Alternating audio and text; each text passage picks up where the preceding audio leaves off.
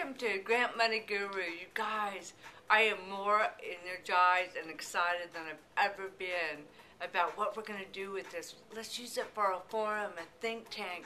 We had a one day in San Diego yesterday, a room, 84 people came together. And I talked to them about what we could do with the veterans.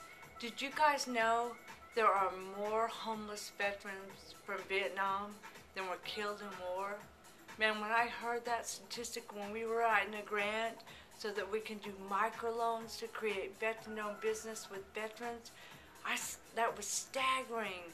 And when I go to Iowa and they say they have no money for veterans, but when I walk in to the executive director of the Veterans Affairs in Des Moines and I tell them my journey, my story coming from the disability movement, where we used to be warehoused and put in nursing homes and institutionalized, and we came together. You guys, my journey, my story. I sustained a brain injury 25 years ago. I lived in a coma. I had to relearn how to walk and talk and eat.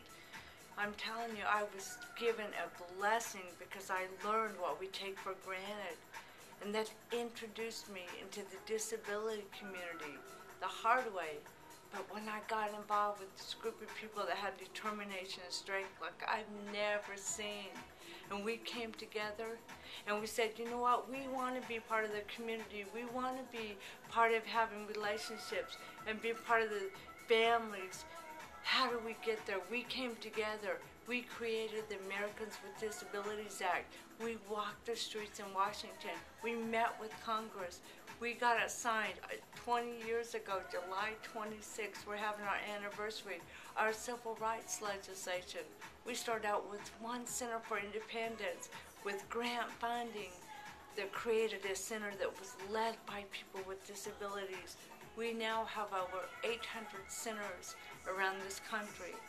Now, I'm telling you that story because you guys, we can come together, we the people, and we're the ones that can change these systems that are broken. The banking system. Right now, the money is frozen. How do we bring the money back to the community where we can develop loan products so that people in the community can have their businesses and get that money going?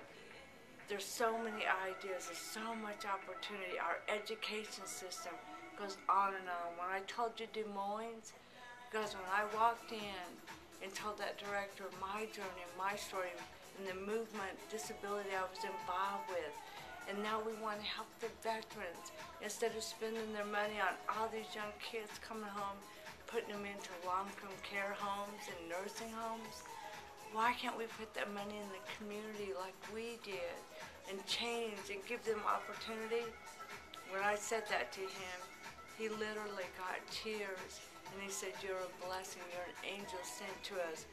Because just during the legislative session in Iowa, he asked for some money just to set up some community-based support so our young kids could come home and learn employment skills and get back in the community.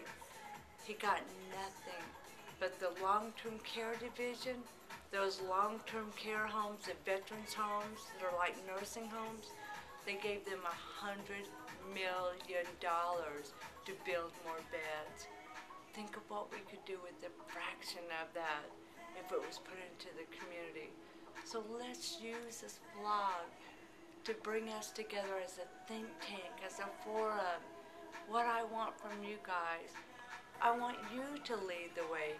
What are your projects? What are your passion? Is it veterans? Is it seniors?